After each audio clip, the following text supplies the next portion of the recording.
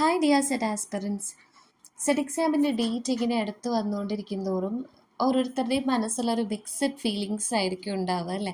ചിലർ അത്യാവശ്യം എല്ലാം തന്നെ പഠിച്ച് റിവൈസ് ചെയ്തിട്ട് എക്സാം ഡേറ്റ് വരാൻ വേണ്ടിയിട്ട് ഇങ്ങനെ കാത്തിരിക്കുന്നവരായിരിക്കും. ചിലർക്ക് ചെറിയ ടെൻഷനൊക്കെ കാണും. ചിലർ ഇതുവരെയും പഠനം തുടങ്ങിയിട്ടുണ്ടാവില്ല. അപ്പം എല്ലാ സെറ്റ് ആസ്പിറൻസിനും ടൂസ് അക്കാഡമിയുടെ all the very best. Tooz അക്കാഡമിയുടെ പുതിയൊരു വീഡിയോയിലേക്ക് എല്ലാവർക്കും സ്വാഗതം.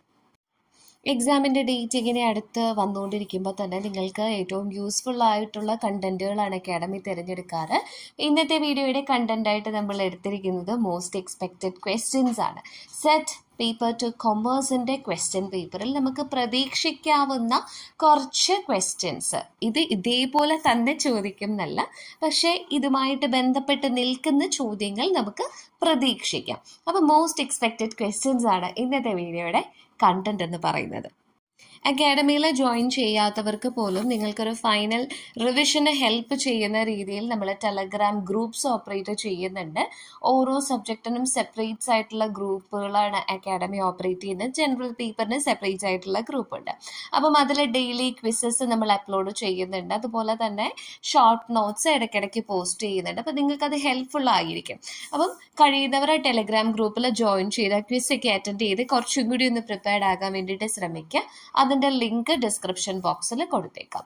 പിന്നെ അടുത്ത തവണ സെറ്റ് എക്സാമിന് വേണ്ടിയിട്ട് പ്രിപ്പയർ ചെയ്യുന്നവരാണെന്നുണ്ടെങ്കിൽ ഇത്തവണ എഴുതുന്നില്ല, അടുത്ത തവണത്തേക്ക് നോക്കുന്നുള്ളൂ എന്നുള്ള ആരെങ്കിലും ഇത് കാണുന്നുണ്ടെങ്കിൽ നിങ്ങൾക്ക് കോച്ചിങ് നീഡ്സ് എന്തെങ്കിലും ഉണ്ടെന്നുണ്ടെങ്കിൽ അക്കാഡമിയെ കോൺടാക്ട് ചെയ്യുക. തന്നിരിക്കുന്ന നമ്പറിൽ വിളിക്കുകയോ വാട്സപ്പ് ചെയ്യുകയോ ചെയ്താൽ മതി. നിങ്ങൾ കോൺടാക്ട് ചെയ്യേണ്ടതായിട്ടുള്ള നമ്പർ 7510155485. ഫസ്റ്റ് ക്വസ്റ്റ്യൻ നമ്മൾ ഡിസ്കസ് ചെയ്യാൻ പോകുന്നത് ഫസ്റ്റ് യൂണിറ്റിൻ്റെ ഫസ്റ്റ് മൊഡ്യൂളിനുള്ളിൽ വരുന്ന മാനേജ്മെൻറ്റ് സ്കൂൾസ് എന്ന് പറയുന്ന ഏരിയയിൽ നിന്നുള്ളതാണ്. മാനേജ്മെൻറ്റ് സ്കൂൾസ് എന്ന ഏരിയ വളരെ ഇമ്പോർട്ടൻ്റ് ആണ്. അതിൽ നിന്നുള്ള ക്വസ്റ്റ്യൻ തീർച്ചയായിട്ടും നമ്മൾ പ്രതീക്ഷിക്കേണ്ട ഒന്ന് തന്നെയാണ്. മാനേജ്മെൻറ്റ് സ്കൂൾസ് എന്ന് പറയുമ്പം അതിനകത്ത് മോഡേൺ സ്കൂളും ക്ലാസിക്കൽ സ്കൂളും നിയോ ക്ലാസിക്കൽ സ്കൂൾസും ഉണ്ട്. അതിലുള്ള എല്ലാ അപ്രോച്ചസും വളരെ ഇമ്പോർട്ടൻ്റ് ആണ്. കൂടുതൽ സ്ട്രെസ്സ് കൊടുത്ത് നോക്കേണ്ടതായിട്ടുള്ള കുറച്ച് അപ്രോച്ചസ് ആണ് scientific management, administrative management, bureaucratic management, human relations school, contingency school. ഇതൊക്കെ കുറച്ചുകൂടി ഇമ്പോർട്ടൻസ് കൊടുത്ത് നോക്കേണ്ടതായിട്ടുള്ള അപ്രോച്ചസ് ആണ്. അപ്പം ഈ ഒരു ഭാഗത്ത് നിന്ന് മാനേജ്മെൻറ്റ് സ്കൂൾസിൻ്റെ ഉള്ളിൽ നിന്ന് വന്നിട്ടുള്ളതായിട്ടുള്ള ഒരു ക്വസ്റ്റ്യൻ ആണിത്. ഇത് സ്റ്റേറ്റ്മെൻറ്റ് ടൈപ്പ് ക്വസ്റ്റ്യൻ ആണ്. നമുക്ക് സ്റ്റേറ്റ്മെൻറ്റ് ടൈപ്പ് ക്വസ്റ്റ്യൻസും ഈ ഭാഗത്ത് നിന്ന് പ്രതീക്ഷിക്കാവുന്നതാണ്. അപ്പോൾ നമുക്ക് ക്വസ്റ്റ്യൻ ഒന്ന് നോക്കാം. Given below are 2 statements. 2 സ്റ്റേറ്റ്മെൻറ്റുകളാണ് കൊടുത്തിട്ടുള്ളത്. In the light of the statements choose a correct answer. ഈ സ്റ്റേറ്റ്മെൻറ്റ്സ് വായിച്ചിട്ട് ഈ ഓപ്ഷൻസിൽ കറക്റ്റ് ആയിട്ടുള്ളത് തിരഞ്ഞെടുക്കാനാണ് ക്വസ്റ്റ്യനിൽ പറയുന്നത്. First statement, according to Taylor one best way of doing each task leads to increase in productivity in organisation.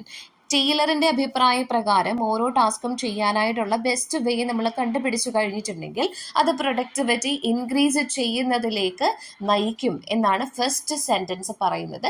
Second statement, it was the management responsibility alone to find out the one best way find out ചെയ്യാനുള്ള ഉത്തരവാദിത്തം മാനേജ്മെൻറ്റിൽ മാത്രം നിക്ഷിപ്തമാണെന്നാണ് പറയുന്നത്. അപ്പം ഇനി statements തന്നിരിക്കുന്നതിൽ ഏതാണ് ശരി ഏതാണ് തെറ്റ്, അല്ലെങ്കിൽ ഇത് രണ്ടും ശരിയാണോ രണ്ടും തെറ്റാണോ, ഇതാണ് നമ്മൾ ഐഡൻറ്റിഫൈ ചെയ്യേണ്ടത്. ഓക്കെ, ടൈലർ എന്ന് പറയുന്നത് സയൻറ്റിഫിക് മാനേജ്മെൻറ്റിൻ്റെ വക്താവാണ്, അല്ലെങ്കിൽ ഫാദർ ഓഫ് സയൻറ്റിഫിക് മാനേജ്മെൻറ്റ് എന്നറിയപ്പെടുന്ന വ്യക്തിയാണ് FW ടൈലർ. അദ്ദേഹം പറഞ്ഞിട്ടുള്ള കാര്യമാണ് science is not a rule of thumb. Science എന്ന് പറയുന്നത് റൂൾ ഓഫ് തം അല്ല. നമ്മൾ ഇൻറ്റ്യൂഷൻ അനുസരിച്ച് ഏതെങ്കിലും ഒരു മെത്തേഡിൽ കൂടിയല്ല മാനേജ്മെൻറ്റിൽ കാര്യങ്ങൾ ചെയ്യേണ്ടത്. There must be one best way of doing each task. ഓരോ കാര്യങ്ങളും ചെയ്യാൻ വേണ്ടിയിട്ട് ഏറ്റവും നല്ലൊരു മെത്തേഡ് ഉണ്ടാവും. അത് കണ്ടുപിടിക്കുകയാണ് മാനേജ്മെൻറ്റ് ചെയ്യേണ്ടത്. അതുവഴിയാണ് ഒരു ഓർഗനൈസേഷന് പ്രോഫിറ്റിലേക്ക് നീങ്ങാൻ പറ്റുള്ളൂ, അല്ലെങ്കിൽ പ്രൊഡക്ടിവിറ്റി ഇൻക്രീസ് ചെയ്യാൻ പറ്റൂ എന്ന് പറഞ്ഞ വ്യക്തിയാണ് ടൈലർ എന്ന് പറയുന്നത്. അപ്പം ഫസ്റ്റ് സ്റ്റേറ്റ്മെൻറ്റ് എന്ന് പറയുന്നത് ട്രൂ ആണ്, അല്ലെങ്കിൽ കറക്റ്റ് ആണ്. ടൈലറിൻ്റെ അഭിപ്രായ പ്രകാരം one best method of doing each task, അത് കണ്ടുപിടിച്ചു കഴിഞ്ഞാൽ ഓർഗനൈസേഷണൽ പ്രൊഡക്ടിവിറ്റി ഇംപ്രൂവ് ചെയ്യാം. രണ്ടാമത്, മാനേജ്മെൻറ്റിൻ്റെ മാത്രം റെസ്പോൺസിബിലിറ്റിയാണ് ഈ one best method find out ചെയ്യുക എന്നുള്ളത്. ആ ഒരു സ്റ്റേറ്റ്മെൻറ്റ് ശരിയാണോ തെറ്റാണോ? ടൈലറിൻ്റെ തന്നെ സയൻറ്റിഫിക് മാനേജ്മെൻറ്റ് ടെക്നിക്സിൽ പറയുന്നുണ്ട് ഹാർമണി നോട്ട് ഡിസ്കോർഡ് അല്ലെങ്കിൽ കോപ്പറേഷൻ നോട്ട് ഇൻഡിവിജ്വലിസം. ഇപ്പം മാനേജ്മെൻ്റ് എന്ന് പറയുന്നത് ഒരു കോപ്പറേഷനോട് കൂടിയ ഒരു ആക്ടിവിറ്റിയാണ്, അല്ലെങ്കിൽ ഒരു ഗ്രൂപ്പ് ആക്ടിവിറ്റിയാണ്. അവിടെ സബോർഡിനേറ്റ്സും സുപ്പീരിയേഴ്സും മാനേജ്മെൻറ്റും എംപ്ലോയീസും എല്ലാം ഒരുമിച്ച് പ്രവർത്തിക്കണം, അല്ലെങ്കിൽ ഇതൊരു ഇൻഡിവിജ്വലിസം അല്ല. അപ്പം ഒരു വ്യക്തിയുടെ മാത്രം റെസ്പോൺസിബിലിറ്റി അല്ല ഒരു കാര്യം ചെയ്യുന്ന ഏറ്റവും നല്ല മെത്തേഡ് തിരഞ്ഞെടുക്കുക എന്ന് പറയുന്നത് ഒരു ഗ്രൂപ്പ് റെസ്പോൺസിബിലിറ്റിയാണ്. അപ്പം അതുകൊണ്ട് തന്നെ സെക്കൻഡ് സ്റ്റേറ്റ്മെൻറ്റ് ഇസ് റോങ് എന്ന് നമുക്ക് പറയാനായിട്ട് പറ്റും. First statement is correct and second statement is wrong. അപ്പം ഈ ഒരു ഓപ്ഷൻസ് നമ്മൾ നോക്കുമ്പോൾ ഇതിനകത്ത് കറക്റ്റായിട്ട് വരുന്നത് ഓപ്ഷൻ എ ആണ്. അപ്പം ഇങ്ങനെ സ്റ്റേറ്റ്മെൻറ്റ് ടൈപ്പ് ക്വസ്റ്റ്യൻ ഈ ഒരു ഭാഗത്ത് നിന്ന് പ്രതീക്ഷിക്കുക. പിന്നെ മാനേജ്മെൻറ്റ് സ്കൂൾസ്, ഇത് സയൻറ്റിഫിക് മാനേജ്മെൻറ്റിനെ ബേസ് ചെയ്തിട്ടുള്ള ക്വസ്റ്റ്യൻ ആയിരുന്നു. പക്ഷേ സയൻറ്റിഫിക് മാനേജ്മെൻറ്റ് മാത്രമല്ല ഇമ്പോർട്ടൻറ്റ്, ഞാൻ പറഞ്ഞു അഡ്മിനിസ്ട്രേറ്റീവ് മാനേജ്മെൻറ്റും ബ്യൂറോക്രാറ്റിക് മാനേജ്മെൻറ്റും അതുപോലെ എൽട്ടൺ മായയുടെ ഹ്യൂമൻ റിലേഷൻസ് സ്കൂളും കണ്ടിൻജൻസി സ്കൂളും എല്ലാം ഇമ്പോർട്ടൻ്റ് ആണ്. അപ്പം ഈ ഒരു ഭാഗം പ്രത്യേകം പഠിച്ചു വയ്ക്കുക. നെക്സ്റ്റ് ക്വസ്റ്റ്യൻ നമ്മൾ ഡിസ്കസ് ചെയ്യാൻ പോകുന്നത് മോട്ടിവേഷൻ തിയറീസിൻ്റെ ഭാഗത്ത് നിന്നുള്ളൊരു ക്വസ്റ്റ്യൻ ആണ്. മോട്ടിവേഷൻ തിയറീസ് എന്ന് പറയുന്നത് ഫസ്റ്റ് യൂണിറ്റിൻ്റെ സെക്കൻഡ് മൊഡ്യൂൾ ഫങ്ഷൻസ് ഓഫ് മാനേജ്മെൻറ്റിൻ്റെ ഉള്ളിൽ വരുന്നതാണ്. എല്ലാ വർഷവും മുടങ്ങാതെ ക്വസ്റ്റ്യൻ കണ്ടുവരുന്ന ഒരു ഏരിയയാണ് മോട്ടിവേഷൻ തിയറീസ്. അവിടെ നിന്ന് ഒരുപാട് തവണ ഇതുപോലെ മാച്ച് ദ ഫോളോവിങ് ആയിട്ട് ക്വസ്റ്റ്യൻസ് ചോദിച്ചിട്ടുണ്ട്, അല്ലാതെ ഇൻഡിവിജ്വൽ തിയറീസിനെ ബേസ് ചെയ്തിട്ടുള്ള ക്വസ്റ്റ്യൻസും ചോദിച്ചിട്ടുണ്ട്.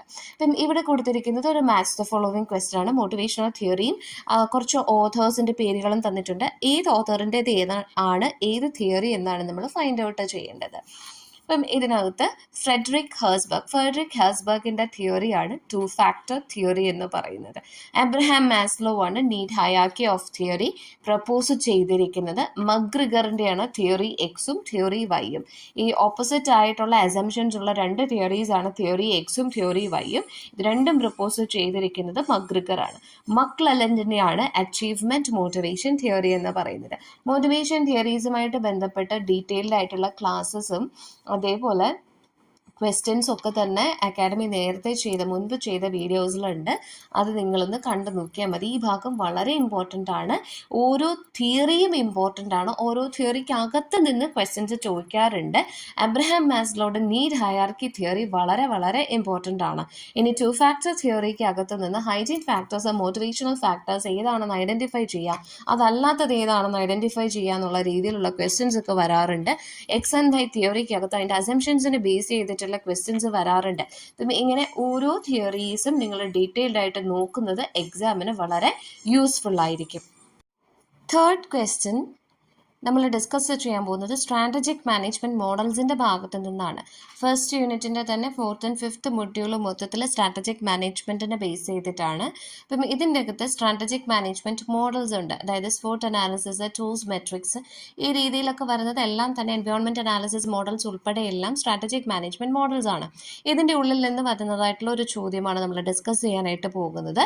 Porter's forces model is an analysis tool that uses dash industry forces to determine the intensity of competition in an industry and its profitability level. ഇതിപ്പോൾ competitive അനാലിസിസിനകത്ത് വരുന്ന ഒരു മോഡലാണ്. പോർട്ടേഴ്സ് 5 ഫോഴ്സ് മോഡലിനെ പറ്റിയാണ് ചോദ്യം വരുന്നത്.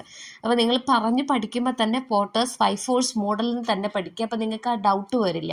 5 പ്രധാനപ്പെട്ട ഫോഴ്സസ് ആണ് ഒരു ഇൻഡസ്ട്രിയിൽ എത്രത്തോളം കോമ്പറ്റീഷൻ ഉണ്ടെന്ന് ഡിറ്റർമൈൻ ചെയ്യുന്നതെന്നാണ് പോർട്ടർ സജസ്റ്റ് ചെയ്യുന്നത്, മൈക്കൽ പോർട്ടർ സജസ്റ്റ് ചെയ്യുന്നത്. ആ 5 ഫോഴ്സസ് എന്ന് പറയുന്നത്, 1 റൈവൽറി എമംഗ് കോമ്പറ്റീറ്റേഴ്സ് ആണ്, 2 പവർ ഓഫ് സപ്ലയേഴ്സ്, 3ാമത്തേത് ബാർഗെയിനിങ് പവർ ഓഫ് ബയേഴ്സ്, 4ാമത്തേത് ത്രെറ്റ് ഫ്രം സബ്സ്റ്റിറ്റ്യൂട്ട് പ്രൊഡക്ട്സ്, 5ാമത്തേത് ത്രെറ്റ് ഓഫ് ന്യൂ എൻട്രൻസ്. അപ്പം ഇങ്ങനെ 5 ഇൻഡസ്ട്രി ഫോഴ്സസ് ആണ് ആ ഇൻഡസ്ട്രിയിലെ കോമ്പറ്റീഷനെ നിർണ്ണയിക്കുന്നതെന്നാണ് പോർട്ടറിൻ്റെ 5 ഫോഴ്സ് മോഡലിൽ പറയുന്നത്. 5 ഇൻഡസ്ട്രിയൽ ഫോഴ്സസിനെ പറ്റിയിട്ടാണ് ഇതിനകത്ത് പറയുന്നത്. അപ്പം കഴിഞ്ഞ 1-2 തവണത്തെ ക്വസ്റ്റ്യൻ പേപ്പറിൽ ഈ ഒരു ഭാഗത്തു നിന്നുള്ള ക്വസ്റ്റ്യൻസ് ഇല്ലായിരുന്നു. അതിന് മുമ്പ് വരെ എല്ലാ വർഷവും ഈ ഭാഗത്തു നിന്നുള്ള ക്വസ്റ്റ്യൻസ് കണ്ടിട്ടുണ്ട്. അപ്പോൾ 2 തവണ ചോദിക്കാത്തത് കാരണം ചിലപ്പം ഇത്തവണ ഇത് ചോദിച്ചേക്കാം, അതിനുള്ളൊരു സാധ്യത കാണുന്നു. അപ്പോൾ പോർട്ടേഴ്സ് 5 ഫോഴ്സ് മോഡലിൽ ഉറപ്പായിട്ടും നോക്കി വെക്കുക.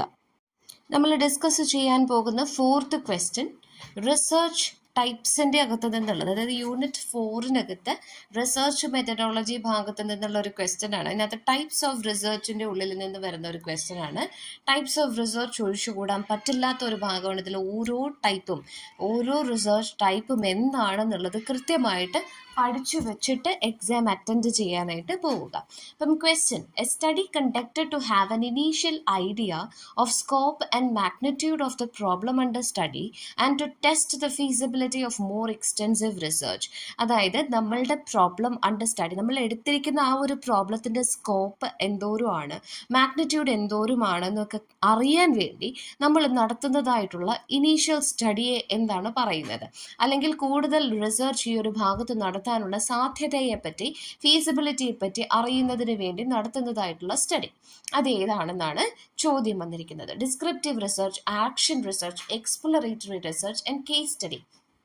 ഡിസ്ക്രിപ്റ്റീവ് റിസർച്ച് എന്ന് പറഞ്ഞിട്ടുണ്ടെങ്കിൽ എന്തെങ്കിലും ഒരു കാര്യം ഡിസ്ക്രൈബ് ചെയ്യാൻ വേണ്ടിയിട്ട് നമ്മൾ നടത്തുന്നതായിട്ടുള്ളൊരു റിസർച്ചാണ്. അപ്പം ഏതെങ്കിലും ഒരു ഇവൻറ്റ് അല്ലെങ്കിൽ എന്തെങ്കിലും ഒരു പ്ലേസ് അതിനെപ്പറ്റിയൊക്കെ ജസ്റ്റ് നമ്മൾ ഡിസ്ക്രൈബ് ചെയ്യുക മാത്രം ചെയ്യണേ. അതെങ്ങനെയാണോ ഉള്ളത് അതേപോലെ തന്നെ നമ്മൾ പ്രസൻറ്റ് ചെയ്യും. അതാണ് ഡിസ്ക്രിപ്റ്റീവ് റിസർച്ച് എന്ന് പറയുന്നത്. ആക്ഷൻ റിസർച്ച് എന്ന് പറയുമ്പം ഒരു വ്യക്തിയുടെ ഒരു പ്രൊഫഷണൽ കോമ്പീറ്റൻസിനെ ഇംപ്രൂവ് ചെയ്യുന്നതിന് വേണ്ടിയിട്ട് നമ്മളുടെ കുറവുകളെയൊക്കെ പരിഹരിക്കാൻ വേണ്ടിയിട്ട് നമ്മൾ നടത്തുന്നതായിട്ടുള്ളൊരു സ്റ്റഡിയാണ് ആക്ഷൻ റിസർച്ച് എന്ന് പറയുന്നത്. എക്സ്പ്ലോറേറ്ററി റിസർച്ചാണ് എക്സ്പ്ലോറേഷൻ പർപ്പസിന് വേണ്ടിയിട്ട് ഉപയോഗിക്കുന്നത്. അതായത് നമ്മൾ ഈ പറഞ്ഞതുപോലെ നമ്മളൊരു പ്രോബ്ലം സെലക്ട് ചെയ്തു, അതിൻ്റെ സ്കോപ്പ് എന്തോരമാണ്, ഫീസിബിലിറ്റി എന്തോരമാണ് എന്നൊക്കെ അറിയുന്നതിന് വേണ്ടി നമ്മൾ നടത്തുന്ന ഇനീഷ്യൽ സ്റ്റഡിയാണ് എക്സ്പ്ലോറേറ്ററി റിസർച്ച്. ഇവിടെ ആൻസർ എന്ന് പറയുന്നത് എക്സ്പ്ലോറേറ്ററി റിസർച്ച് ആണ്. പിന്നെ കേസ് സ്റ്റഡി എന്ന് പറയുന്നത് ഒരു സ്പെസിഫിക് കേസ് മാത്രം നമ്മൾ എടുത്തു വെച്ചിട്ട് ഒരു വ്യക്തി, ഒന്നെങ്കിൽ ഒരു അസുഖമായിരിക്കാം അല്ലെങ്കിൽ ഒരു വ്യക്തിയെ പറ്റിയുള്ള പഠനമായിരിക്കാം. അപ്പം ഇങ്ങനെ എന്തെങ്കിലും ഒരു പ്രത്യേകമായിട്ടുള്ള ഒരു കേസ് നമ്മൾ എടുത്തു വെച്ച് അതിനെപ്പറ്റി ഡീറ്റെയിൽഡ് ആയിട്ട് പഠിക്കുന്നതിനെയാണ് കേസ് സ്റ്റഡി എന്ന് പറയുന്നത്. അപ്പം ഇവിടെ ആൻസർ എന്ന് പറയുന്നത് എക്സ്പ്ലോറേറ്ററി റിസർച്ച്. അപ്പോൾ റിസർച്ചിൻ്റെ ഡിഫറെൻറ്റ് ടൈപ്സ് എന്തൊക്കെയാണെന്ന് അറിഞ്ഞിരിക്കുക, അത് അതിൻ്റെ എക്സ്പ്ലനേഷനും കൂടി പഠിച്ചു വെച്ചിട്ട് എക്സാം അറ്റൻഡ് ചെയ്യാൻ പോവുക. തീർച്ചയായിട്ടും ഈ ഭാഗത്തു നിന്നൊരു ക്വസ്റ്റ്യൻ നമുക്ക് പ്രതീക്ഷിക്കാം. നെക്സ്റ്റ് ക്വസ്റ്റ്യൻ സാമ്പിളിംഗ് ടെക്നിക്സിൻ്റെ ഭാഗത്തു നിന്നുള്ളതാണ്. അതും യൂണിറ്റ് 4-ൻ്റെ റിസർച്ച് മെത്തഡോളജി ഭാഗത്തു നിന്ന് തന്നെയുള്ളൊരു ക്വസ്റ്റ്യൻ ആണ്. ഇപ്പോൾ സാമ്പിളിംഗ് ടെക്നിക്സ് അല്ലെങ്കിൽ സാമ്പിളിംഗ് ടെക്നിക്സിൻ്റെ ക്ലാസിഫിക്കേഷൻ വളരെ ഇമ്പോർട്ടൻ്റ് ആയിട്ടുള്ളൊരു ഏരിയ ആണ്. അതായത് പ്രോബബിലിറ്റി സാമ്പിളിംഗ് മെത്തേഡ്സും നോൺ പ്രോബബിലിറ്റി സാമ്പിളിംഗ് മെത്തേഡ്സും ഏതൊക്കെയാണെന്ന് പഠിച്ചു വെച്ചിട്ട് എക്സാമിന് പോവുക. അതിൽ നിന്ന് മാത്രം പലതവണ ക്വസ്റ്റ്യൻസ് ചോദിച്ചിട്ടുണ്ട്. ഇനി ഓരോ സാമ്പിളിംഗ് ടെക്നിക്ക് എന്താണെന്നും കൂടെ പഠിച്ചു വെച്ചാൽ വളരെ നല്ലതായിരിക്കും. ഇവിടെ തന്നിരിക്കുന്ന question: snowball sampling is a process of selecting a sample using networks, groups, snowballs, computer programs. അപ്പം ഇത് സ്നോബോൾ സാമ്പിളിംഗ് ടെക്നിക്കിനെ പറ്റി സ്പെസിഫിക് ആയിട്ടുള്ളൊരു ചോദ്യമാണ്. അപ്പം ഓരോ സാമ്പിളിംഗ് ടെക്നിക്കും സ്പെസിഫിക് ആയിട്ട് പഠിച്ചിട്ട് പോകുക. സ്നോബോൾ സാമ്പിളിംഗ് ടെക്നിക്സ് എന്ന് പറയുന്നത് നോൺ പ്രോബബിലിറ്റി സാമ്പിളിംഗ് ടെക്നിക്സിൻ്റെ ഉള്ളിൽ വരുന്ന ഒരു മെത്തേഡാണ്. അപ്പം ഇതിനകത്ത് സാമ്പിളിനെ നമ്മൾ സെലക്ട് ചെയ്യുന്നത്, നമ്മൾ ആദ്യമേ ഒരു വ്യക്തിയെ അല്ലെങ്കിൽ ഒരു സാമ്പിളിനെ ചൂസ് ചെയ്യുന്നു, അവരോട് ചോദ്യം ചോദിച്ചിട്ട് അവരുടെ റെഫറൻസ് അനുസരിച്ചുള്ള ഒരു വ്യക്തിയുടെ ആയിരിക്കും അടുത്തതായിട്ട് നമ്മൾ ചോദ്യങ്ങൾ ചോദിക്കുക, അല്ലെങ്കിൽ അതായിരിക്കും നമ്മളുടെ നെക്സ്റ്റ് സാമ്പിൾ. ആ വ്യക്തി റെഫർ ചെയ്യുന്ന ഒരാളായിരിക്കും നമ്മളുടെ നെക്സ്റ്റ് സാമ്പിൾ. ഇങ്ങനെ ഓരോ ആൾക്കാരായിരിക്കും നമ്മളെ അടുത്ത സാമ്പിളിലേക്ക് ലീഡ് ചെയ്യുന്നത്. ഇപ്പം സ്നോബോൾ സാമ്പിൾ എന്ന് പറയുന്നത് നെറ്റ്വർക്ക്സ് ഉപയോഗിച്ചുകൊണ്ട് സാമ്പിളിനെ സെലക്ട് ചെയ്യുന്ന ഒരു പ്രോസസ്സാണ്. ഒരാൾ അടുത്ത ആളിലേക്കാണ് നമ്മളെ ലീഡ് ചെയ്യുന്നത്. അപ്പോൾ അത് നെറ്റ്വർക്ക്സിനെ ബേസ് ചെയ്തിട്ടുള്ള ഒരു സാമ്പിളിംഗ് മെത്തേഡാണ്. ഇപ്പോൾ സ്നോബോൾ സാമ്പിളിങ്ങിനെ തന്നെ നമുക്ക് നെറ്റ്വർക്ക് സാമ്പിളിംഗ് എന്നോ ചെയിൻ സാമ്പിളിംഗ് എന്നോ ഒക്കെ പറയാനായിട്ട് പറ്റും. അപ്പം snowball sampling is a process of selecting sample using networks. Next 6th question നമ്മൾ ഡിസ്കസ് ചെയ്യാൻ പോകുന്നത് യൂണിറ്റ് 2-ൻ്റെ അകത്ത് നിന്നാണ്. IMF ആൻഡ് വേൾഡ് ബാങ്ക്, ഈ രണ്ട് ഇൻസ്റ്റിറ്റ്യൂഷനെ പറ്റിയിട്ടും നല്ല രീതിയിൽ പഠിച്ചു വെച്ചിട്ട് എക്സാം അറ്റൻഡ് ചെയ്യാൻ പോവുക. ഈ ഭാഗത്തു നിന്നുള്ളൊരു ക്വസ്റ്റ്യൻ എന്തായാലും നമുക്ക് പ്രതീക്ഷിക്കാം. അപ്പം ഇവിടെ വന്നിട്ടുള്ള question: Bretton Woods conference resulted in to the establishment of which of the following. Bretton Woods conference കാരണം നിലവിൽ വന്നതായിട്ടുള്ള ഇൻസ്റ്റിറ്റ്യൂഷൻസ് ഏതൊക്കെയാണെന്നാണ് ചോദിക്കുന്നത്. ഇൻ ബ്രെട്ടൺ വുഡ്സ് കോൺഫറൻസിൽ നിലവിൽ വന്നതായിട്ടുള്ള 2 ഓർഗനൈസേഷൻസ് ആണ് IMFും വേൾഡ് ബാങ്കും.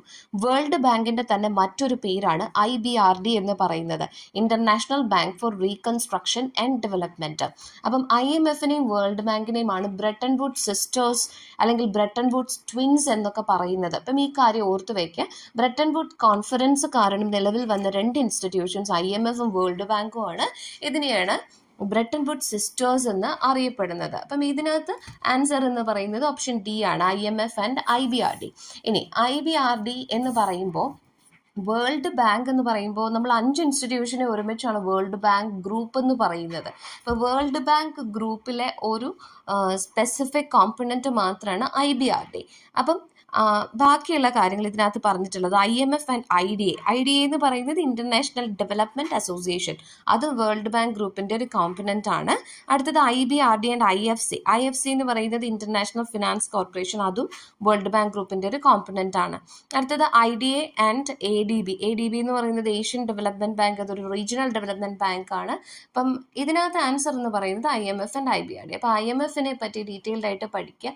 IMF എന്ന് നിലവിൽ വന്നു, എത്ര മെമ്പർ കൺട്രീസ് ഉണ്ടായിന്, അതിൻ്റെ പ്രധാനപ്പെട്ട എയിംസ് എന്തൊക്കെയാണ്, പിന്നെ SDRനെ പറ്റിയൊക്കെ പഠിക്കുക. പിന്നെ വേൾഡ് ബാങ്ക് പഠിക്കുമ്പോൾ വേൾഡ് ബാങ്ക് എന്ന് നിലവിൽ വന്നു, വേൾഡ് ബാങ്ക് ഗ്രൂപ്പ്, അതിൻ്റെ പ്രധാനപ്പെട്ട എയിംസ്, ഈ കാര്യങ്ങളൊക്കെ പഠിച്ചു വെച്ചിട്ട് എക്സാം അറ്റൻഡ് ചെയ്യാൻ പോവുക. നെക്സ്റ്റ് ക്വസ്റ്റ്യൻ ബിസിനസ് എൻവയോൺമെൻറ്റിൻ്റെ ഭാഗത്തു നിന്ന്, യൂണിറ്റ് 2-ൻ്റെ അകത്ത് ബിസിനസ് എൻവയോൺമെൻറ്റിൻ്റെ ഭാഗത്തു നിന്നുള്ള ക്വസ്റ്റ്യൻ ആണ്. With the introduction of photostat machines in the market, the carbon paper industry was adversely affected. Which component of the environment was responsible for it? Photostat machines മാർക്കറ്റിൽ introduce ചെയ്തതോടുകൂടി carbon paper ഇൻഡസ്ട്രിയെ അത് നെഗറ്റീവായിട്ട് affect ചെയ്തു. ഇപ്പോൾ എൻവയോൺമെൻറ്റിൻ്റെ ഏത് ഫാക്ടറാണ് ഇതിന് കാരണമായിട്ടുണ്ടായിരുന്നത്? പൊളിറ്റിക്കൽ ഫാക്ടറാണോ, ടെക്നോളജിക്കൽ ഫാക്ടറാണോ, ഇക്കണോമിക് ഫാക്ടറാണോ, സോഷ്യോ കൾച്ചറൽ ഫാക്ടറാണോ? അതാണ് ക്വസ്റ്റ്യൻ എന്ന് പറയുന്നത്. അപ്പം ഫോട്ടോസ്റ്റാറ്റ് മെഷീൻസ് ഇൻട്രൊഡ്യൂസ് ചെയ്തപ്പോൾ കാർബൺ പേപ്പർ ഇൻഡസ്ട്രീനെ അത് എഫക്റ്റ് ചെയ്തു. ഇപ്പോൾ ഫോട്ടോസ്റ്റാറ്റ് മെഷീൻ എന്ന് പറയുന്ന ആ ഒരു പുതിയ ടെക്നോളജി വരുന്നതിന് മുമ്പ് കാർബൺ പേപ്പർ ഉപയോഗിച്ചിട്ടായിരുന്നു നമ്മൾ പകർത്തി എഴുതിക്കൊണ്ടിരുന്നത്. ഫോട്ടോസ്റ്റാറ്റ് മെഷീൻസ് വന്നപ്പോൾ അതിൻ്റെ ആവശ്യമില്ല, നമുക്ക് ഡയറക്റ്റ് ഫോട്ടോസ്റ്റാറ്റ് എടുക്കാനായിട്ട് സാധിക്കും ആ ഒരു മെഷീൻ ഉപയോഗിച്ച്, ആ ഒരു ടെക്നോളജി ഉപയോഗിച്ച്. അപ്പോൾ ടെക്നോളജി അപ്ഗ്രഡേഷൻ വന്നത് കാരണമാണ് ഇങ്ങനെയൊരു ചേഞ്ച് വന്നത്, അല്ലേ? അപ്പം ഇത് എന്ന് പറയുന്നത് എൻവയോൺമെൻറ്റിൻ്റെ ടെക്നോളജിക്കൽ ഫാക്ടേഴ്സിലുണ്ടായതായിട്ടുള്ള ചേഞ്ച് വഴിയായിട്ടാണ് ഇങ്ങനെ ഒരു പ്രോബ്ലം വന്നത്. അപ്പോൾ ടെക്നോളജിക്കൽ കോമ്പണൻറ്റ്, അതാണ് ആൻസർ എന്ന് പറയുന്നത്. ടെക്നോളജിക്കൽ കോമ്പണൻ്റ് ആണ് ഇവിടെ ആൻസർ എന്ന് പറയുന്നത്. യൂണിറ്റ് 3 ഫിനാൻഷ്യൽ ആൻഡ് കോർപ്പറേറ്റ് അക്കൗണ്ടിങ്ങിൽ നിന്നും എല്ലാ തവണയും ചോദിക്കുന്ന ക്വസ്റ്റ്യൻസ് ആണ് അക്കൗണ്ടിങ് സ്റ്റാൻഡേർഡ് ഏരിയയിൽ നിന്നുള്ള ക്വസ്റ്റ്യൻസ്. അതായത് നമുക്കൊരു 100% ഷുവർ പറയാൻ സാധിക്കുന്ന ക്വസ്റ്റ്യൻസ് ആണ് ഈ ഒരു ഏരിയയിൽ നിന്നും ചോദിക്കാറുള്ളത്. അപ്പം അക്കൗണ്ടിങ് സ്റ്റാൻഡേർഡ്സ് ചില വർഷങ്ങളിൽ ഇന്ത്യൻ അക്കൗണ്ടിങ് സ്റ്റാൻഡേർഡ്സിൽ നിന്നാകും, അല്ലെങ്കിൽ ഇൻ്റർനാഷണൽ അക്കൗണ്ടിങ് സ്റ്റാൻഡേർഡ്സിൽ നിന്നാകും. അപ്പോൾ ഇന്ത്യൻ അക്കൗണ്ടിങ് സ്റ്റാൻഡേർഡ് ആകുമ്പം അത് ഇന്ത്യ AS എന്നും, ഇനി അല്ലാണ്ട് ഇൻ്റർനാഷണൽ അക്കൗണ്ടിങ് സ്റ്റാൻഡേർഡ് ആണെങ്കിൽ AS എന്നുള്ള രീതിയിലുമായിരിക്കും വരുന്നത്. അപ്പോൾ മാച്ച് ദ ഫോളോവിങ് ക്വസ്റ്റ്യൻസ് ആണ് എല്ലാ തവണയും ചോദിക്കാറ്. അപ്പോൾ ഈ ഒരു ക്വസ്റ്റ്യൻ്റെ കറക്റ്റ് ആൻസർ എന്ന് പറയുന്നത് ഓപ്ഷൻ C ആണ്. കാരണം ഇന്ത്യൻ അക്കൗണ്ടിങ് സ്റ്റാൻഡേർഡ് 2 എന്ന് പറയുന്നത് വാല്യൂഷൻ ഓഫ് ഇൻവെൻറ്ററിയെ സൂചിപ്പിക്കുന്നത്, അതായത് വാല്യൂഷൻ ഓഫ് ഇൻവെൻറ്ററി റിലേറ്റ് ചെയ്യുന്ന സ്റ്റാൻഡേർഡാണ് ഇന്ത്യൻ അക്കൗണ്ടിങ് സ്റ്റാൻഡേർഡ് 2. അതുപോലെ ഇന്ത്യൻ അക്കൗണ്ടിങ് സ്റ്റാൻഡേർഡ് 7 എന്ന് പറയുന്നത് ക്യാഷ് ഫ്ലോയെ സൂചിപ്പിക്കുന്ന അക്കൗണ്ടിങ് സ്റ്റാൻഡേർഡാണ്. ആൻഡ് ഇന്ത്യൻ അക്കൗണ്ടിങ് സ്റ്റാൻഡേർഡ് 11 എന്ന് പറയുന്നത് കൺസ്ട്രക്ഷൻ ഓഫ് കോൺട്രാക്ട്സ്. അതുപോലെ ഇന്ത്യൻ അക്കൗണ്ടിങ് സ്റ്റാൻഡേർഡ് 16 ഉൾപ്പെടുന്നത് പ്രോപ്പർട്ടി, പ്ലാന്റ് ആൻഡ് എക്യുപ്മെൻറ്റ്സുമാണ്. അപ്പോൾ ഇന്ത്യൻ അക്കൗണ്ടിങ് സ്റ്റാൻഡേർഡും ഇൻ്റർനാഷണൽ അക്കൗണ്ടിങ് സ്റ്റാൻഡേർഡും വ്യത്യാസമുണ്ട്. അത് കറക്റ്റ് ആ ഒരു കമ്പാരിസൺ വെച്ച് തന്നെ പഠിച്ചു പോകണം. അപ്പോൾ ഈ ഒരു ക്വസ്റ്റ്യൻ നമുക്ക് എക്സ്പെക്റ്റ് ചെയ്യാവുന്നതാണ്. ഫിനാൻഷ്യൽ ആൻഡ് കോർപ്പറേറ്റ് അക്കൗണ്ടിങ്ങിൽ നിന്നും ഇനി വരാൻ സാധ്യതയുള്ളൊരു ക്വസ്റ്റ്യൻ ആണ് സിംഗിൾ എൻട്രി കൺസേൺസ് റിലേറ്റ് ചെയ്തിട്ടുള്ളത്. അതായത് മൊഡ്യൂൾ 3-ലെ അക്കൗണ്ടിങ് ഫോർ ഇൻകംപ്ലീറ്റ് റെക്കോർഡ്സിനകത്തു നിന്നുള്ള ഈ ഒരു ക്വസ്റ്റ്യൻസ്. ചില വർഷങ്ങളിൽ ക്രെഡിറ്റ് പർച്ചേസ് കാൽക്കുലേറ്റ് ചെയ്യാൻ ചോദിക്കും, ക്രെഡിറ്റ് സെയിൽ കാൽക്കുലേറ്റ് ചെയ്യാൻ ചോദിക്കും, ബിൽസ് റിസീവബിൾ, അതുപോലെ ബിൽസ് പേയബിളും ഒക്കെ ചോദിക്കാറുണ്ട്. അപ്പോൾ ഈ ഒരു ക്വസ്റ്റ്യൻ എന്ന് പറയുന്നത് ടോട്ടൽ ക്രെഡിറ്റ് സെയിൽ കാൽക്കുലേറ്റ് ചെയ്യുക എന്നുള്ളതാണ്. അപ്പോൾ ക്രെഡിറ്റ് സെയിൽ കാൽക്കുലേറ്റ് ചെയ്യാൻ വേണ്ടിയിട്ട് നമ്മൾ ക്ലോസിംഗ് ഡെപ്റ്റേഴ്സിനോടൊപ്പം റെസീപ്റ്റ്സ് ആഡ് ചെയ്യാറുണ്ട്. അതുപോലെ ബാഡപ്സും എന്തെങ്കിലും തരത്തിലുള്ള റിട്ടേണോ ഡിസ്കൗണ്ടോ ഒക്കെ ഉണ്ടെങ്കിൽ അത് നമ്മൾ റെസിപ്റ്റ്സിനോടൊപ്പം ആഡ് ചെയ്യാറാണുള്ളത്. ഇനി ലെസ് ചെയ്യുന്ന കാര്യങ്ങൾ ഏതൊക്കെയാണെന്ന് ചോദിച്ചു കഴിഞ്ഞാൽ ഓപ്പണിംഗ് ഡെപ്റ്റേഴ്സ് ലെസ് ചെയ്യും, അതുപോലെ ബില്ല് ഡിസോണേഡ് ആവുകയാണെങ്കിൽ അങ്ങനെയുള്ള കാര്യങ്ങളൊക്കെ ലെസ് ചെയ്യും. അപ്പോൾ ഈ ഒരു ഫോമുല ഉപയോഗിച്ചുകൊണ്ടാണ് നമ്മൾ ക്രെഡിറ്റ് സെയിൽ കാൽക്കുലേറ്റ് ചെയ്യുന്നത്. അപ്പോൾ ഇതിൻ്റെ ആൻസർ എന്ന് പറയുന്നത് 5,51,000 ആണ്. അപ്പോൾ ഈ ഒരു ക്വസ്റ്റ്യൻ ചെയ്തു നോക്കുക. ഇതുപോലുള്ള ക്വസ്റ്റ്യൻസ് നിങ്ങൾ ചെയ്തു പോകണം, കാരണം അത് 100% വരാൻ സാധ്യതയുള്ള ക്വസ്റ്റ്യൻ ആണ്. ഫിനാൻഷ്യൽ ആൻഡ് മാർക്കറ്റിംഗ് മാനേജ്മെൻറ്റിൽ നിന്നും എല്ലാ തവണയും ചോദിക്കാറുള്ള ഒരു ക്വസ്റ്റ്യൻ ആണ് ഡിവിഡൻഡ് ഡിസിഷനുമായി ബന്ധപ്പെട്ടിട്ടുള്ളത്. അതിൽ മോഡൽ ചോദിക്കാറുണ്ട്. അതുപോലെ തന്നെ മറ്റൊന്നാണ് ബേർഡ് ഇൻ ഹാൻഡ് ആർഗ്യുമെൻ്റ് എന്ന് പറയുന്നത്. ഈ ഒരു ആർഗ്യുമെൻ്റ് എന്ന് പറയുന്നത് ഗോർഡൻ ഡെവലപ്പ് ചെയ്തിട്ടുള്ളതാണ്. ഗോർഡൻ്റെ ഡിവിഡൻഡ് ഡിസിഷനുമായി ബന്ധപ്പെട്ടിട്ടുള്ള ഒരു ആർഗ്യുമെൻ്റാണ്. Bird in hand is worth 2 in the bush is quoted by dash approach in dividend decision. അപ്പോൾ ഗോർഡൻ ആണ്, അതായത് ഓപ്ഷൻ സി ആണ് ഇതിൻ്റെ കറക്റ്റ് ആൻസർ എന്ന് പറയുന്നത്. അദ്ദേഹം പറയുന്നത് ഒരു ഫേമിൻ്റെ ഡിവിഡൻഡ് പോളിസി, അതായത് ഡിവിഡൻഡ് പേ ഔട്ട് ചെയ്യുമ്പോൾ അതിനനുസരിച്ച് ആ ഒരു ഫേമിൻ്റെ വാല്യൂ ഇൻക്രീസ് ചെയ്യപ്പെടുമെന്നാണ് ഗോർഡൻ ഈ ഒരു തിയറിയിൽ കൊണ്ടുവന്നിരിക്കുന്നത്.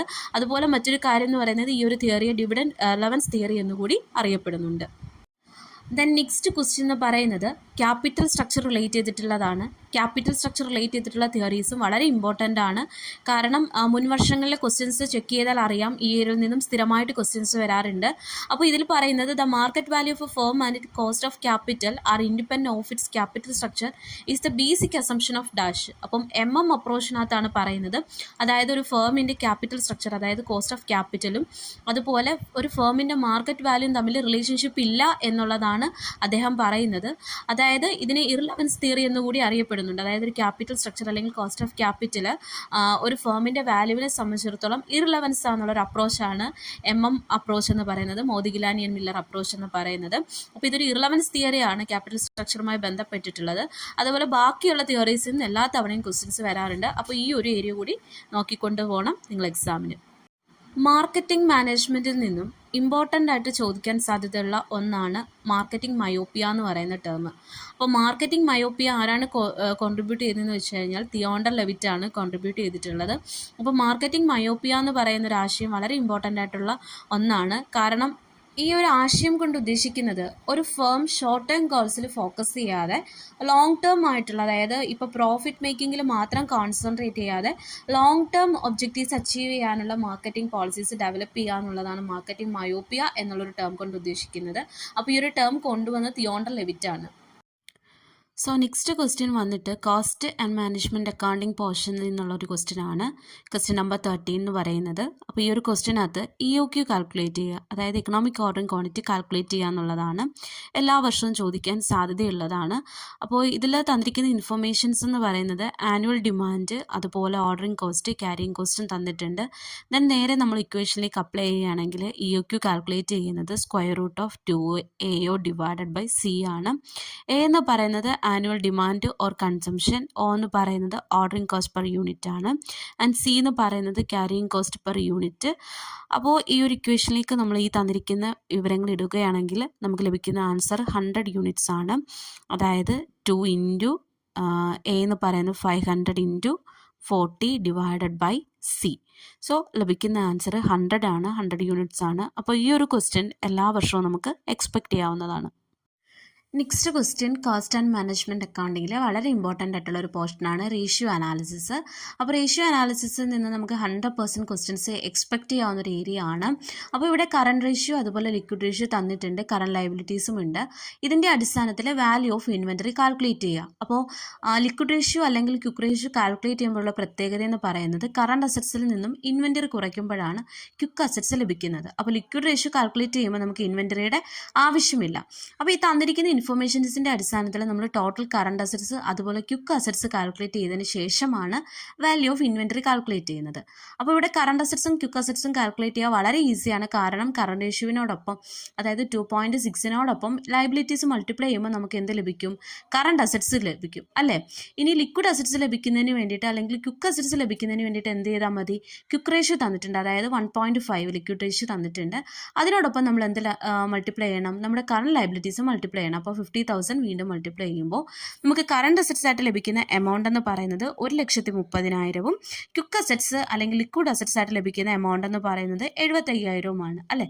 ഇവ തമ്മിലുള്ള ഡിഫറൻസ് ആണ് നമുക്ക് എന്തെന്ന് പറയുന്നത്, ഇൻവെന്ററി എന്ന് പറയുന്നത്. അപ്പോൾ ഇൻവെന്ററി എന്ന് പറയുന്നത് 55,000 ആണ്. അപ്പോൾ ഇങ്ങനെയുള്ളൊരു ക്വസ്റ്റ്യൻ വരുമ്പോൾ നിങ്ങൾ ഒരു ഡൗട്ടും കൂടാതെ ചെയ്യുക. ആദ്യമേ തന്നിരിക്കുന്ന റേഷ്യോനോടൊപ്പം എന്ത് മൾട്ടിപ്ലൈ ചെയ്യണം, കറണ്ട് ലയബിലിറ്റീസ് മൾട്ടിപ്ലൈ ചെയ്യുക. ദെൻ അവയുടെ ഡിഫറൻസ് എടുക്കുമ്പോൾ നമുക്ക് എന്ത് ലഭിക്കും, ഇൻവെന്ററി ലഭിക്കും. ഓക്കെ, അപ്പോൾ ഇങ്ങനെയുള്ള ക്വസ്റ്റ്യൻസ് വരുമ്പോൾ ഈ രീതിയിലൊന്ന് ആൻസർ ചെയ്താൽ മതിയാകും. Last question cost and management അക്കൗണ്ടിങ്ങിൽ നിന്നും PV റേഷ്യോൻ്റെ കാൽക്കുലേഷനാണ്. എല്ലാ വർഷത്തെയും ക്വസ്റ്റ്യനകത്തും മുടങ്ങാതെ വരുന്നൊരു പോർഷനാണ് ഈ PV റേഷ്യോ കാൽക്കുലേഷൻസ്. ഒന്നുകിൽ അത് തിയറി ആയിട്ടോ അല്ലെങ്കിൽ പ്രോബ്ലം ആയിട്ടോ ഒക്കെ നമുക്ക് ചോദിക്കാറുണ്ട്. അപ്പോൾ ഇവിടെ PV റേഷ്യോ കാൽക്കുലേറ്റ് ചെയ്യുക എന്നുള്ളതാണ്. ഫിക്സഡ് എക്സ്പെൻസ് അതുപോലെ സെയിൽസ് പ്രോഫിറ്റ് തന്നിട്ടുണ്ട്. ഇതിൻ്റെ അടിസ്ഥാനത്തിൽ PV റേഷ്യോ കാൽക്കുലേറ്റ് ചെയ്യണം. അപ്പോൾ PV റേഷ്യോ കാൽക്കുലേറ്റ് ചെയ്യാൻ വേണ്ടിയിട്ട് കോൺട്രിബ്യൂഷൻ ബൈ സെയിൽസ് എന്ന ഫോമുലയാണ് ഉപയോഗിക്കാറ്. കോൺട്രിബ്യൂഷൻ കാൽക്കുലേറ്റ് ചെയ്യാൻ വേണ്ടിയിട്ട് നമ്മൾ ഫിക്സഡ് കോസ്റ്റിൽ നിന്നും സെയിൽസ് കുറയ്ക്കാറാണ് ഉള്ളത്. ഇനി അഥവാ ഫിക്സഡ് കോസ്റ്റും സെയിൽസും ഇല്ലെന്നുണ്ടെങ്കിലും സെയിൽസിൽ നിന്നും വേരിയബിൾ കോസ്റ്റ് കുറയ്ക്കുമ്പോൾ നമുക്ക് എന്ത് ലഭിക്കും, കോൺട്രിബ്യൂഷൻ ലഭിക്കും. അപ്പോൾ ഇവിടെ ഫിക്സഡ് കോസ്റ്റ് ആയതുകൊണ്ട് ഫിക്സഡ് കോസ്റ്റിനോടൊപ്പം സെയിൽസ് കുറയ്ക്കുമ്പോൾ നമുക്ക് കോൺട്രിബ്യൂഷൻ ലഭിക്കും. സോ ആ കോൺട്രിബ്യൂഷനോടൊപ്പം നമ്മൾ സെയിൽസ് വീണ്ടും ഡിവൈഡ് ചെയ്യുമ്പോഴാണ് നമുക്ക് PV റേഷ്യോ ലഭിക്കുന്നത്, അഥവാ പ്രോഫിറ്റ് വോളിയം റേഷ്യോ ലഭിക്കുന്നത്. അപ്പോൾ നമുക്കൊരു 50% ആണ് ഇതിൻ്റെ കറക്റ്റ് ആൻസർ വരുന്നത്. ഓപ്ഷൻ D ആണ്. അപ്പോൾ ഈ മോഡൽ ക്വസ്റ്റ്യൻസും നിങ്ങൾ ചെയ്ത് നോക്കുക. കാരണം ഇനി വളരെ കുറച്ച് ടൈം മാത്രമേ ഉള്ളൂ നമുക്ക് എക്സാമിനുള്ളത്. അപ്പോൾ ഈ തന്നിരിക്കുന്ന 15 ക്വസ്റ്റ്യൻസും നിങ്ങൾക്ക് എക്സാം പേപ്പറിൽ കാണാൻ സാധിക്കും. കാരണം നമ്മുടെ ഒരു പ്രീവിയസ് ഇയറിലെ ക്വസ്റ്റ്യൻസ് ഒക്കെ ചെക്ക് ചെയ്യുമ്പോൾ തന്നെ അറിയാം ഏതൊക്കെ ഏരിയസ് നിന്നാണ് ക്വസ്റ്റ്യൻസ് വരുന്നത് എന്നുള്ളത്. അപ്പോൾ നിങ്ങൾ ഇത്രയും ഭാഗം ഇനിയാണെങ്കിലും കുറച്ച് ഇമ്പോർട്ടൻസ് കൊടുത്ത് പഠിച്ചു കഴിഞ്ഞാൽ നിങ്ങൾക്ക് ഈ ഒരു സെറ്റ് എക്സാം ഈസി ആയിട്ട് ക്രാക്ക് ചെയ്യാൻ സാധിക്കുന്നതാണ്. അപ്പോൾ ഓൾ ദി വെരി ബെസ്റ്റ്. എല്ലാവരും നന്നായിട്ട് പ്രിപ്പയർ ചെയ്യുക. അപ്പോൾ എക്സാം നന്നായിട്ട് അറ്റൻഡ് ചെയ്യാൻ എല്ലാവർക്കും സാധിക്കട്ടെ.